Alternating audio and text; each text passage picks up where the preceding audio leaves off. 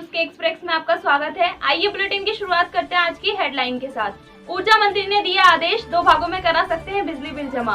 Police ने नहीं सुनी गुहार तो पीड़ित को कलेक्टर से करनी पड़ी पुकार। मामला करौली जिले के तुलसीपुरा गाँव का। पीड़ित रामवीर गुर्जर लगा रहा अधिकारियों से न्याय की गुहार।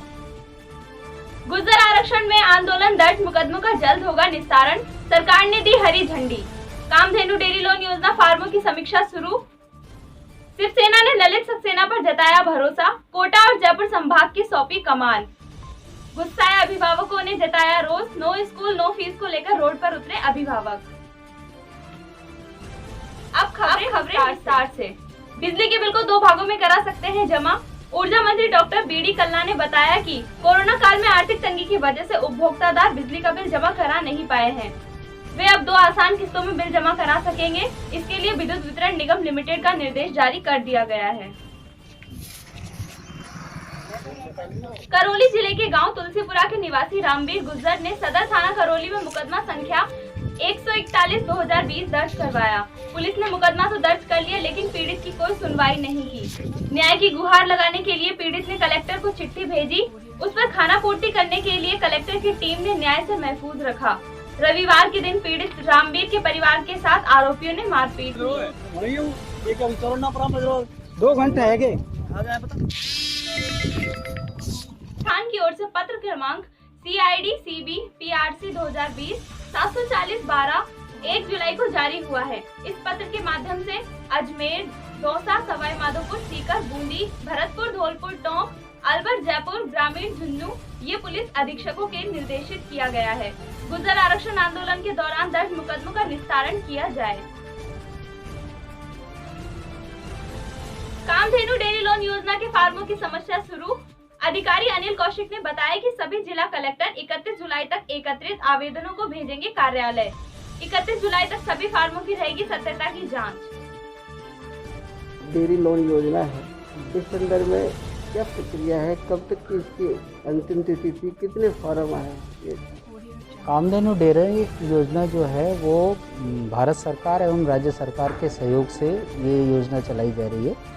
और इस बार जो ये योजना चलाई गई है इसमें अंतिम तिथि 30 जून रखी गई थी और 30 जून के उपरांत सभी जिले संयुक्त निदेशकों को ये निर्देश दिया गया था कि वो समस्त प्राप्त आवेदनों पे प्रॉपर तरीके से उसकी कंपाइलिंग करके और जो मूल्यांकन के आधार है उसके आधार पर उसको सारा जांच करने के बाद फिजिकल उसका निरीक्षण परीक्षण करने के बाद जिला अध्यक्ष जिला स्तरीय गौपालन समिति जिला कलेक्टर के माध्यम से उसको तैयार करके और 31 जुलाई तक निदेशालय गौपालन को भिजवाएं, जिससे कि आगे बजट दिए जाने की और अग्रिम कार्रवाई की जा सके। अभी तक कितने आंकड़े हैं, कितने फॉर्म अप्लाई हुए पूरे राजस्थान? अभी क्योंकि योजना को 30 जून अंतिम तिथि रखी गई थी तो अभी इस बारे में कार्रवाई चल रही है।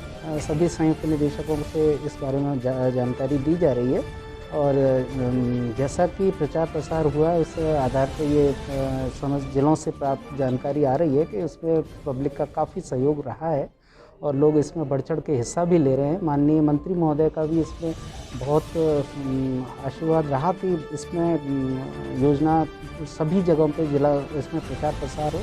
CM साहब की तरफ से भी इसमें काफ़ी संपर्क कार्यालय से भी इसमें काफ़ी सहयोग मिला है। प्रचार प्रसार काफ़ी हुआ है, काफ़ी आवेदन प्राप्त करने की। क्या नाम है आपका? डॉक्टर अनिल कौशिक।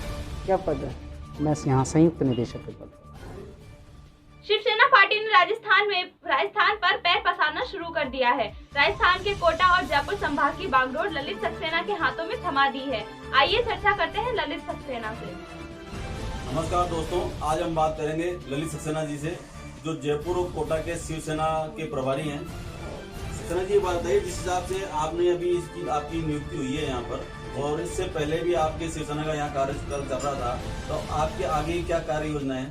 नहीं, नियुक्ति तो हमारी काफ़ी पुरानी है और जिन्होंने हमें नियुक्ति दी है वो हमारे लाखन जी पंवार साहब जो हैं वो ठाकरे साहब से नियुक्ति लेकर आए हुए हैं और उनके द्वारा मुझे काफ़ी समय पूर्व ही नियुक्ति मिल चुकी थी और काफ़ी समय से हिंदू संगठनों में कार्य कर रहा हूँ और मेरे को लगभग 7 से 8 साल तक तो कंटिन्यू शिवसेना से जुड़े हुए हो गया। तो ये लाखन जी पवार को इस समय उनका तो इस्तीफा ले लिया, मांग लिया गया है उनका। नहीं, वो हमारे उनके खिलाफ एक साजिश रची गई थी और उस साजिश का पर्दाफाश कर दिया। हमारे जो प्रभारी हैं उन्होंने, बापना साहब ने एक लेटर जारी कर दिया है कि भाई बिना सेना भवन की अनुमति के कोई भी कार्रवाई मंदिर के जो महावर साहब हैं वो नहीं कर सकते। इसका मतलब उनकी जो नियुक्ति की गई है वो अमान्य है। अमान्य है, उसका कोई मतलब ही नहीं है। आप खुद ही बताइए कि एक मतलब एक मुख्यमंत्री है, उसको कोई विधायक अपने आप से निकाल सकता है क्या, अलग कर सकता है क्या? आज मुकेश मंदिर जी ने बापना जी से नियुक्ति ली हुई है और लाखन जी ने जो नियुक्ति ली है वो अपने ठाकरे साहब से ली हुई है, उद्धव ठाकरे साहब से। तो बिना सेना भवन की अनुमति के तो उनको कोई निकाल भी नहीं सकता। अच्छा, एक बात है, जैसे आप नगर निगम चुनाव जयपुर में होने वाले हैं और जोधपुर में मतलब चार जगह होंगे नगर निगम चुनाव, उसमें आपकी पार्टी का क्या प्रतिक्रिया रहेगी? बिल्कुल, जिन जिन वार्डों पे हमारी पार्टी है, हमारे जो कार्यालय के जो हमारे संभाग स्तर पे और प्रदेश और वार्ड स्तर पे जो प्रतिनिधि हमारे साथ जुड़े हुए हैं, जिन्होंने सदस्यता ले रखी है, हम उनको चुनाव पार्टिसिपेट करवाएंगे। और इसकी आप जैसे आपने वहाँ गठबंधन कर रखा है शिवसेना और कांग्रेस का, तो क्या राजस्थान में भी आपकी संभावना है गठबंधन करने की, जैसे नगर निगम में कहीं पे? नहीं, अभी तो एक बार हम राजस्थान में हमारे स्तर पे ही पूरा प्रयास करेंगे और अभी गठबंधन का हमारा कोई विचार नहीं है। और आगे की अब आपकी जैसे कोविड में आपने इस समय चल रहा है अपने कोविड में, और अपने कई मध्यम वर्गीय और निचले स्तर के लोग हैं वो इस समय आर्थिक स्थिति से जूझ रहे हैं, तो उनको आप उनके लिए क्या कार्य कर रहे हैं आप? देखिए, उनके लिए हम अभी हमारे शिवसेना में चल रहा है कि भाई उनको रोजगार उपलब्ध कराया जाए। जो गांवों में पलायन कर चुके हैं लोग, उनको उसी जगह गांव में रहते हुए उनको वहां पर रोजगार दिया जाए, ये राज्य सरकार से मांग करते हैं। हम राज्य सरकार से कहना चाहते हैं कि भाई जो लोग यहाँ से कोविड के अंदर अपने गाँव पहुंचे हैं, उनको उसी गाँव के अंदर उनको रोजगार उपलब्ध हो। Maheshwari girls public school Vidyadhar Nagar के बच्चों के अभिभावकों ने विरोध प्रकट किया। गुस्साए लोगों ने मानव श्रृंखला बनाकर रोष जताया। नो स्कूल नो फीस की तख्तियां लेकर लगाए स्कूल प्रशासन के खिलाफ नारे। अभिभावक गण का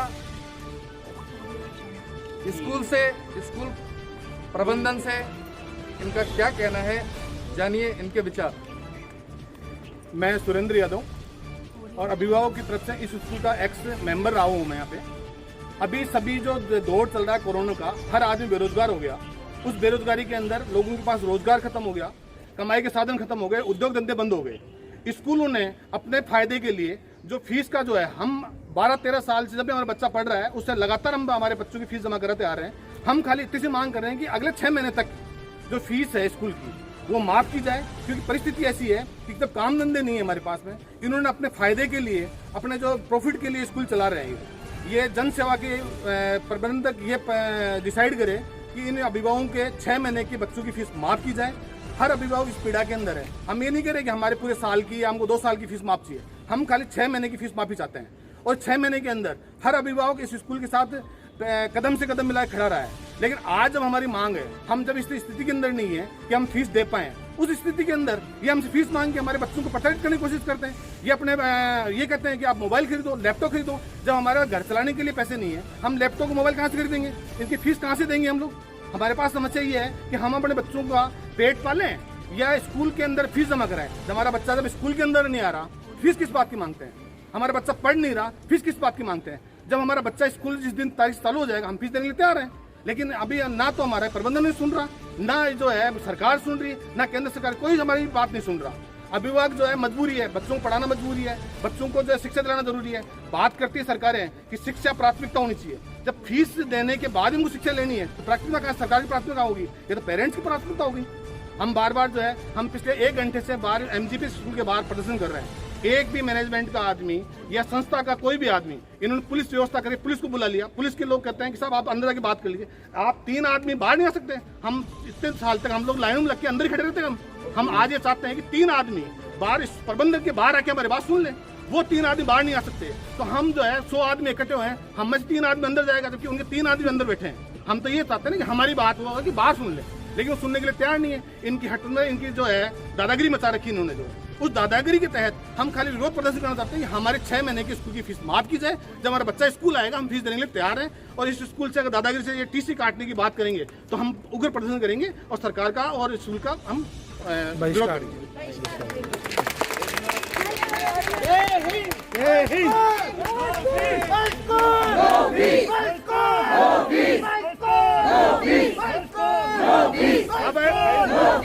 अभी इन्होंने राजेंद्र जी को अंदर जाके इन्होंने बात की कि सब 3 आदमी है ना अंदर जाके कुल मिलाकर हम राजेंद्र जी इन से मांग अभिभावक करते हैं कि स्कूल का जो है ना, 3 आदमी प्रबंधन ये कहना है हमारी बात सुन ले कि कई वर्षों से प्रबंधन नहीं जा सकते हैं। जो प्रबंधन के 3 आदमी अपने बच्चों की निरंतर फीस ये जमा कराते आ रहे सुनने के हैं, बाद में है ना कोरोना महामारी के संतुष्ट कर दें। राजेंद्र जी अंदर इन मुश्किल हालत और हालातों में इनका निवेदन ये है कि इन 3 माह की फीस माफ की जाए, क्योंकि भविष्य में और अतीत में ये फीस देते आ रहे हैं, आगे भी देते रहेंगे। और 3 माह की फीस जिसको लेकर के कि इनका ये कहना है न तो सरकारें सुन रही है न स्कूल प्रबंधन सुन रहा है, इनकी सुनवाई कहीं भी नहीं हो रही है। इसलिए इन सभी अव्यवस्थाओं को लेकर के और आर्थिक हालात और हालातों को लेकर के इनमें रोष व्याप्त है। ग्राउंड रिपोर्ट के साथ मैं सुनील गुप्ता, न्यूज़ के